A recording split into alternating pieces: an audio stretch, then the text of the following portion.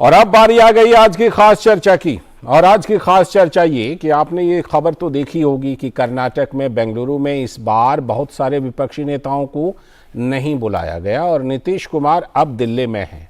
तो क्या मरहम लगा रहे हैं उन नेताओं पर जिनको नहीं बुलाया गया? तो आज की खास चर्चा हम इसी पर करेंगे, विपक्षी एकता के जो स्वरूप है उसी पर चर्चा करेंगे। तो आइए पहले कुछ प्रमुख बातें देख लेते हैं। आप सुप्रीमो अरविंद केजरीवाल से मुलाकात के बाद आज नीतीश कुमार और तेजस्वी यादव की कांग्रेस अध्यक्ष मल्लिकार्जुन खड़गे से मुलाकात,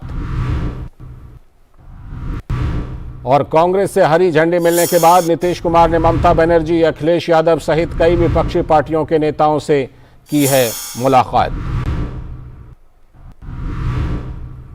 राहुल गांधी से जिन नेताओं की बात नहीं होती है वहां पीस कीपर की भूमिका निभाएंगे नीतीश कुमार।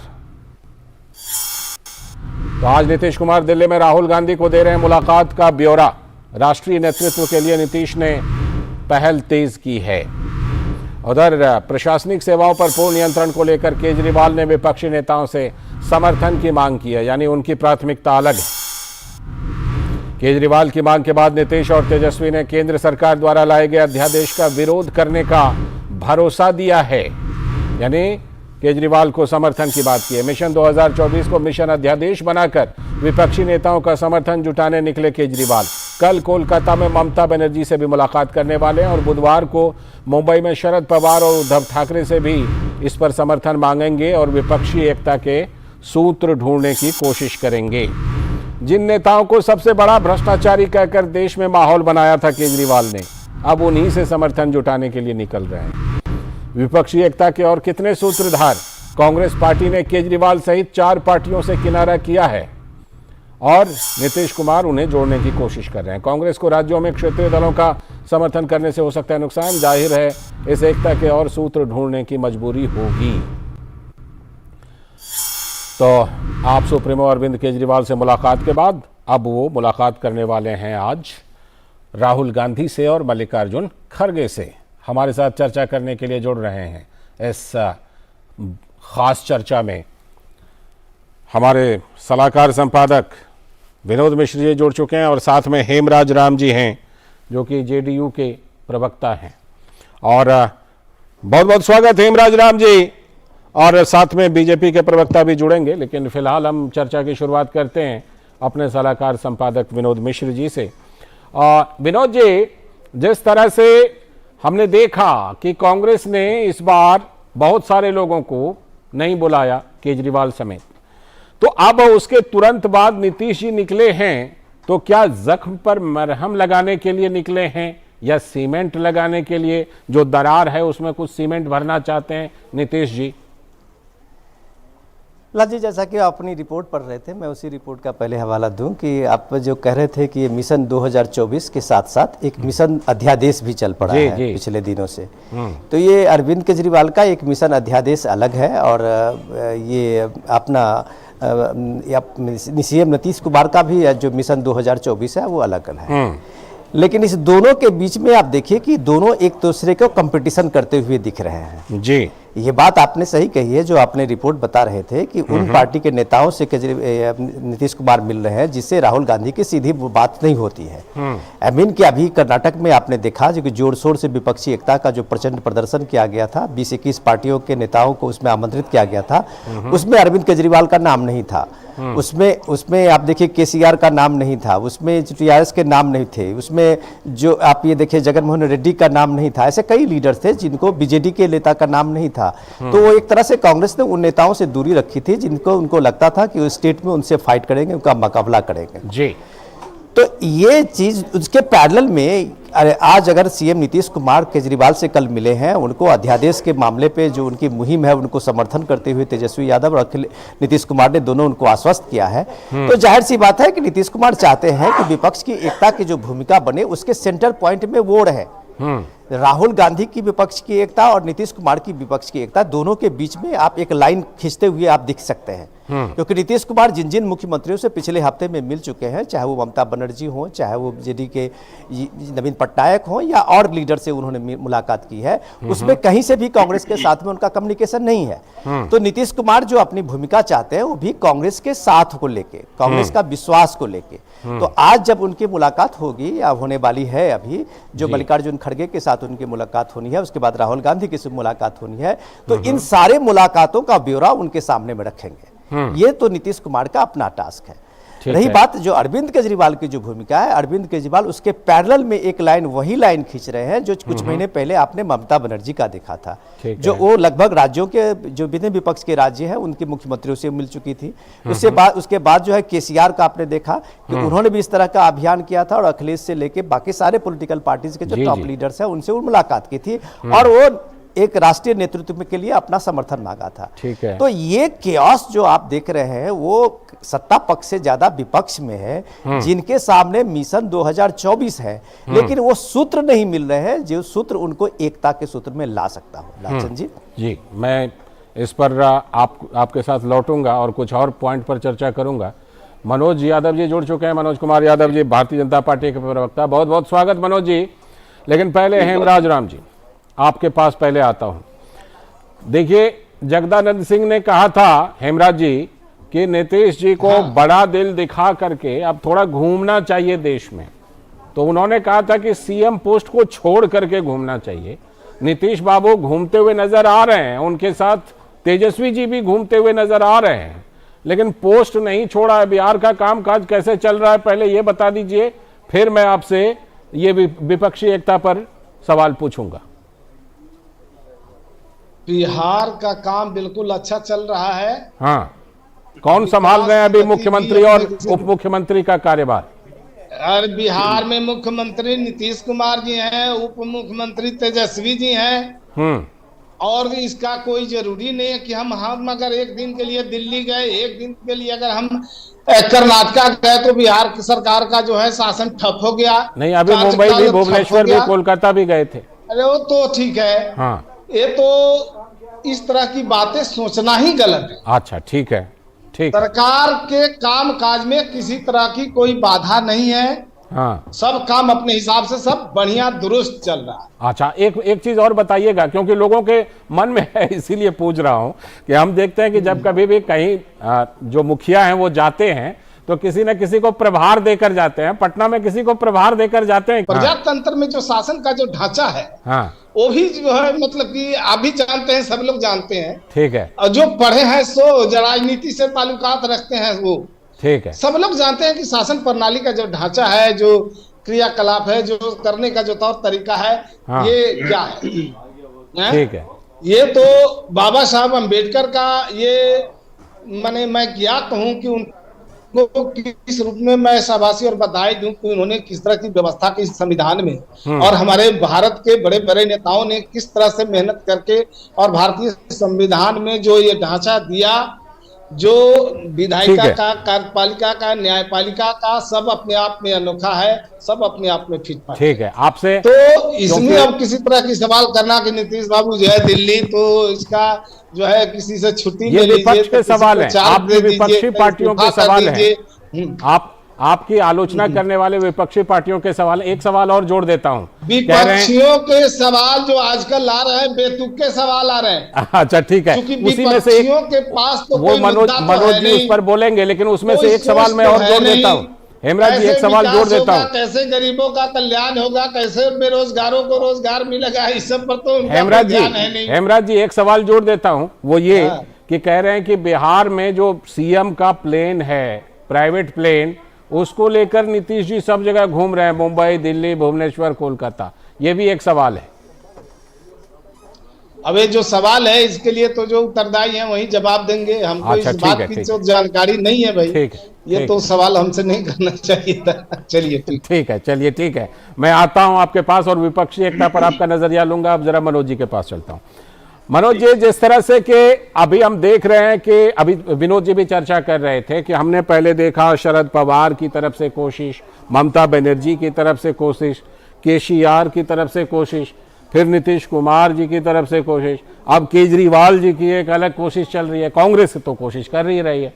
ये इतने इतने जो रेस हैं, आपको लगता है मनोज जी कि आपके खिलाफ कोई विपक्षी एकता बना पाएंगे इस तरह से ये लोग? देखिए लालचंद जी कहते हैं एक अनार 100 बीमार। हाँ, तो मुझे लग रहा है कि ये 100 बीमार लोग हैं जो धीरे धीरे कभी इधर इस घर चाय पीते हैं, कभी उस घर चाय पीते हैं, कभी इस घर चाय पीते हैं।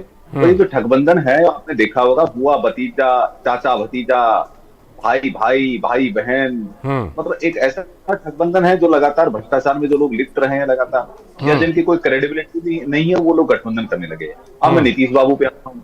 नीतीश बाबू तो है कि ना तो 3 में है ना 13 में, कभी इस डाल बैठते हैं, कभी उस डाल बैठते हैं, कभी इस डाल बैठते हैं, कभी उस डाल बैठते हैं। इनका इतिहास है। और अपने भतीजे को भी साथ लेके चलते हैं। जो भतीजा कहता था कि पलटू राम चाचा है, लगातार भतीजा भी साथ साथ में है। अब बताइए शर्मसार करने वाला विषय है। संविधान की व्यवस्था क्या तरीका है बोलने नहीं। हेमराज जी आ रहा हूं आपके पास। हेमराज जी आपके पास आऊंगा, पूरा मौका दूंगा। आप इस तरह करेंगे तो ठीक नहीं है। अच्छा हाँ ठीक है, हेमराज जी आऊंगा आपके पास, पूरा मौका दूंगा। मनोज जी को बात अब लालचंद जी देखिए, शर्मसार करने वाला विषय बोलते हैं कि संविधान के तहत बिहार चल रहा है। बिहार में जंगल राज आ गया। आपने देखा किस तरह कानून व्यवस्था ध्वस्त हो गई है, किस तरह से वहां पर चीजें चल रही हैं। उसके बाद तो डिप्टी सीएम भी साथ में घूम रहे हैं। तो शर्मसार करने वाला विषय यह है कि सीएम तो चलो ठीक आ गए, लेकिन डिप्टी सीएम के साथ चल रहे। तो कानून व्यवस्था नाम की कोई चीज नहीं है। संविधान को तो तार इन्होंने कर दिया। इनको चाहिए पीएम की कुर्सी, और पीएम की कुर्सी उनको चाहिए तो ना 3 में ना 13 में। और वो अभी देखिए ना, अभी नीतीश बाबू गए। अरे आप इतना बोखलाट मत दिखाइए। अरे भाई सुनिए, बोखलाट मत दिखाइए। आपने भाषण दे दिया, बोखलाट इतना काहे बोखला रहे हैं? सुनिए अभी देखिए, गए थे नवीन पटनायक जी के पास में। नवीन जी ने कहा अरे बाबा छोड़ो ये सब बात ऐसा नहीं है, गठबंधन नहीं होने वाला है, मिलने आए, मिलिए, चाय पिला दिया मैंने, अच्छी बात है। फिर केसीआर आए थे। केसीआर ने कहा अच्छा देखिए प्रधानमंत्री मैं ही रहूंगा, प्रधानमंत्री का फेस मैं ही रहने वाला हूँ। फिर नीतीश बाबू ने कहा अरे कांग्रेस तो बुलाती ही नहीं है हमको, क्या करें? तो मजबूरन कांग्रेस ने बुलाया और गठबंधन है बिहार के अंदर। अब ये गए थे केजरीवाल जी के पास में। केजरीवाल जी को तो अराजक अपराध एक ऐसी पार्टी आपने देखा होगा, ना संविधान को मानती है ना संवैधानिक संस्थाओं को मानती है। तो नीतीश बाबू तो चाय पीते पीते घूम रहे हैं, चाय घर गली गली तो चाय पीने का काम कर रहे हैं। नीतीश बाबू अपने टीआरपी और यूएसपी बनाने के कर रहे हैं। मैं लालचंद जी 2-3 चीजें बता देता हूँ। जिस तरह से इन्होंने यूनाइटेड रैली करके इन्होंने एक 23 दलों का जो गठबंधन बनाने का प्रयास किया था कोलकाता में, पिछली बार बेंगलोर में किया, इस बार किया, लगातार फेल हो गया। और आपने देखा कि विधानसभाओं का और लोकसभा के नतीजे अलग आते हैं। 2019 के अंदर आपको एक उदाहरण देता हूँ कि अरुणाचल प्रदेश, आंध्र प्रदेश और उड़ीसा के चुनाव लोकसभा के साथ हुए। वो हमने देखा है कि भाई विपक्षी एकता के बावजूद आपने 2019 में सीटें बढ़ा ली। प्रधानमंत्री बनेंगे। नीतीश बाबू कितना ही प्रयास कर ले, वो प्रयास सार्थक नहीं होने वाला, वो फलीभूत नहीं होने वाला है। ठीक है, प्रयास, लेकिन प्रयास करने का उनको अधिकार है, ये तो बात है। मैं विनोद जी के पास जी मुख्यमंत्री है प्रदेश के। विनोद जी आ रहा हूँ मनोज जी। विनोद जी, जिस प्रयास की बात हो रही है, देखिए एक तरफ कांग्रेस की है, कांग्रेस राहुल गांधी को प्रोजेक्ट करती है कि भाई इन्हें नेता मान लीजिए और इन्हें कैंडिडेट बनाइए। दूसरी तरफ ये जितने भी नाम हमने लिए और जिस प्रयास का मनोज जी जिक्र कर रहे हैं, कहीं ना कहीं ये बात है विनोद जी कि चाहे केजरीवाल का प्रयास हो, नीतीश जी का प्रयास हो, तमाम लोगों का प्रयास हो, ये कहीं ना कहीं है कि किसी का नंबर लग सकता है। जैसे कि हमने देखा है कि कभी एचडी देवगौड़ा जी का भी नंबर लग गया था, इंदर कुमार गुजराल जी का भी नंबर लग गया था। तो क्या ये विपक्षी नेताओं के मन में कहीं ना कहीं ये है कि नंबर लग सकता है? लाल जी, पहले मैं आप जो अपने हमारे जो जेडीयू के सम्मानीय प्रवक्ता हैं उनसे आपने जो सवाल पूछा था, शायद एक भी सवाल का वो जवाब नहीं दे पाए जी। और मैं उनकी व्यवस्था को जानता हूं कि वो क्यों नहीं जवाब दे पा रहे हैं, लेकिन मैं उनकी बात को ही सामने में पहले रखता हूं आपका कि नीतीश कुमार अभी क्यों आए हैं। तो सबसे बड़ी बात देखिए कि बिहार में अभी 15 से ज्यादा विपक्षी दलों की एक मीटिंग होने वाली है। वो विपक्षी एकता के सबसे बड़े आप कह सकते हैं कि उसमें नीतीश कुमार अपने को एक पोस्टर बॉय बनाने वाले हैं। ये जो तेजस्वी यादव उनके साथ घूम रहे हैं, वो एक तरह से चाचा की विदाई का वो समारोह मना रहे हैं। और वो दिल्ली आके, बेंगलोर आके, कलकत्ता जाके हर जगह वो चाचा की विदाई का समारोह में अपने को शामिल रखते हैं। तो ये समारोह में शामिल होने की जो उनकी परंपरा में जो भतीजा तेजस्वी शामिल है, उनके पीछे एक ये है कि राष्ट्रीय फलक अभी सबको अच्छा लगता है कि हम भी एक राष्ट्रीय राजनीति में उनकी एक पहचान बने, उनका भी एक कद बड़ा हो। और चाचा इस कोशिश में उनको कद बड़ा कर रहे हैं।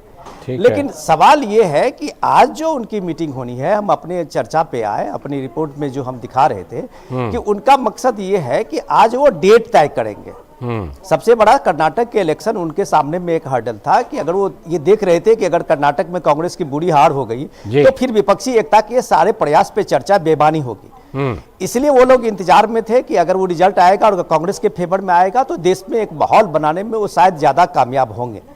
तो इसी माहौल के चलते कांग्रेस भी जहां आजकल ज्यादा फुटेज ले रही है, तो नीतीश कुमार को भी लग रहा है कि कांग्रेस के साथ वाली अलायंस को लेके अब हम दूसरे घरों को मना सकते हैं कि कांग्रेस एक राष्ट्रीय पार्टी है और कांग्रेस एक विकल्प भी है। खास करके जब कांग्रेस से बात राहुल गांधी की आती है, राहुल गांधी के नेतृत्व की बात आती है, तो उसमें कई लीडर्स जो अपोजिशन में हैं वो सीधे सीधे कन्नी काट लेते हैं, चाहे उसमें ममता बनर्जी हो, चाहे उसमें तेजस्वी हो, चाहे अखिलेश हो, सारे लोग राहुल गांधी के नाम पे कन्नी काटते हैं। तो अब सवाल यह है कि नीतीश कुमार इस प्रोजेक्शन में है कि यूपीए का लीडर राहुल गांधी हो, तो यूपीए का कन्वेनर कौन हो। तो ये पटना में जो होने वाली मीटिंग है उसमें जो मैंने पोस्टर बॉय की बात कही है कि नीतीश कुमार को पता है कि बिहार में उनका एक सुशासन बाबू का इमेज था, वो सुशासन बाबू के क्रेडिट को अभी भी देश में बेचने की वो कवायद में है। बिहार किस हालत में है ये आपने अपने प्रवक्ता, जेडीयू प्रवक्ता को आपने पूछा और लॉ एंड ऑर्डर की सिचुएशन पे आपने बताया कि कितना वर्स्ट है वहाँ की सिचुएशन। लेकिन वो पोस्टर बॉय वाली जो नीतीश कुमार का ये जो सम्मेलन होने वाला है पटना में, उसमें हो सकता है कि यूपीए का वो कन्वेनर तय होगा और उस कन्वेनर में अगर नीतीश कुमार का नाम सामने में आता है तो नीतीश कुमार को राष्ट्रीय राजनीति में एक आगे बढ़ने के लिए और अपने छवि को बरकरार रखने के लिए उनको एक सहूलियत होगी, जो चाचा भतीजा दोनों दिल्ली में अभी डेरा डाले। हेमराज जी, जिस तरह से कि कर्नाटक में कांग्रेस ने बहुत सारे विपक्षी नेताओं को नहीं बुलाया, अब नीतीश जी को ये जोड़ने का काम कर रहा है, तो नीतीश जी को जिम्मेदारी भी कांग्रेस ने दे दी है और मुश्किलें भी कांग्रेस बढ़ा देती है, तो कैसे कर पाएंगे नीतीश जी ये? हेमराज जी, कहीं से कोई मुश्किलें नहीं है और न किसी ने कोई मुश्किल खड़ा किया है। अच्छा, हमारे नेता विपक्षी एकता के पक्ष में है, विपक्षी एकता की मुहिम को बड़ी ही मजबूती के साथ आगे ले जा रहे हैं। और मैं एक बात बता दूं कि जो भारतीय जनता पार्टी जिसकी सरकार है केंद्र में, उनके जो पेट में जो दर्द है, और चूंकि उनको ये आभास हो गया है कि 2024 में वो वापस लौटने वाले नहीं हैं, चूंकि ये तो अपना कब्र खुद ही खोद डाले हैं। अच्छा, इन्होंने जनता के साथ वादा किया कि हम हर साल जो है 2 करोड़ लोगों को रोजगार देंगे जी। इन्होंने 9 साल के अंदर 18 करोड़ लोगों को रोजगार देना चाहिए, हम 20 लाख रोजगार। ये इससे जुड़ा हुआ मामला है। ठीक है, ये 9 साल में 18 करोड़ लोगों को रोजगार दिया जाना चाहिए था। अच्छा, ठीक है, ये मुद्दे आप उठाएंगे। 7,90,000। ठीक है, ये मुद्दे आप चुनाव में उठाएंगे, ये बात जाहिर है। एक मिनट, हाँ, ये मैं बता रहा हूँ। इन्होंने, इनके भारतीय जनता पार्टी के राष्ट्रीय अध्यक्ष जी ने कहा कि हम विपक्षी दलों की भूमिका समाप्त कर देंगे, अच्छा, उसका अस्तित्व मिटा देंगे। उसी से चिढ़ करके तो आप दूर गए थे ना। चलिए, मनोज जी का काउंटर ले लीजिए, मनोज जी छोटा सा काम कर रहे हैं। हाँ, ये क्षेत्रीय दल, मनोज जी छोटा सा काउंटर। ये भारतीय जनता पार्टी हमेशा यही सोचती रही है, ये आ रहा हूँ हेमराज जी, तो इनके पास कोई मुद्दा नहीं है। हेमराज जी आ रहा हूँ, मनोज जी छोटा सा काउंटर। आप बोले तो तरीका है, मैं सच बोलूं तो कड़वा लगता है। लालचंद जी क्या तरीका है? हेमराज जी अब उनको सुन लीजिए, हेमराज जी अब उनको सुन लीजिए। लालचंद जी, हाँ बोलिए मनोज जी बोलिए। ऐसे लोग चाणक्य बनने निकले हैं, जिनकी 2014 के अंदर भी वो प्रधानमंत्री का सपना देख रहे थे। 2 सीटें मिली थी, मात्र 2 सीटें मिली थी। एक ऐसे चाणक्य भी मिले, लेकिन इस बार तो गठबंधन में है ना, वो निकले हैं। देखिए, गठबंधन में होने से क्या होगा? 2014 में गठबंधन किया तो मात्र 2 सीटें मिली थी लालचंद जी को। तो ऐसे व्यक्ति चाणक्य बनने निकले हुए हैं जो जिनकी हैसियत नहीं है। मैं तो आश्चर्यचकित बड़ा होता हूं कि ये क्या तरीका है भाई। 2 सीटें जिनकी नहीं आती है गठबंधन में, महागठबंधन में लड़ते हैं। कांग्रेस को भी इसी तरह सीटें आती है। 2014 में अकेले लड़े थे वो, 2014 में अकेले लड़े थे। गठबंधन में के साथ लड़े थे, आपको ध्यान होगा आरजेडी के साथ उनका गठबंधन था, इनके साथ गठबंधन था, आरजेडी को 4 सीटें आई थी, इनको 2 सीटें आई थी। लेकिन मैं कह रहा हूं कि शरद पवार की स्थिति यही है, 4 सीटें आई उनको लगातार 2014 में भी 2019 में भी। तो ऐसे ऐसे लोग घरों से निकलने लगे हैं जिनकी हैसियत खुद भी नहीं है अपने घर में, जो ना 3 में है ना 13 में है। इसको कहते हैं घर में नहीं है दाने अम्मा चली भुनाने। और नीतीश कुमार जी के बारे में तो इन्हीं के नेता कहते थे, में ही आरजेडी के ही नेता कहते थे कि नीतीश कुमार जी, लालू प्रसाद जी कहते थे कि देखिए सबके मुंह में दांत होते हैं, नीतीश जी के तो पेट में दांत होते हैं। तो नीतीश जी किसी है नहीं, ऐसा कोई सगा नहीं जिसको नीतीश बाबू ने ठगा नहीं। लगातार किसी पर खड़े रहते हैं, सामने वाले को क्या स्वरूप लेती है, कौन से गठबंधन की बात कर रहे हैं, कौन से महागठबंधन की बात कर रहे हैं। ये कोशिश कोई रंग नहीं लाने वाली है, लेकिन इतना जरूर है कि जो सुर्खियां जरूर बनी रहेंगी, इनकी टीआरपी जरूर बनी रहेगी। ये मीडिया की में सुर्खियों के लिए ठीक है, लेकिन वास्तविकता धरातल पे 0 है। ठीक है, बहुत बहुत शुक्रिया मनोज जी। हेमराज जी आप भी जुड़े थे, बहुत बहुत शुक्रिया। और विनोद जी आपका भी इस चर्चा में हिस्सा लेने के लिए बहुत बहुत शुक्रिया।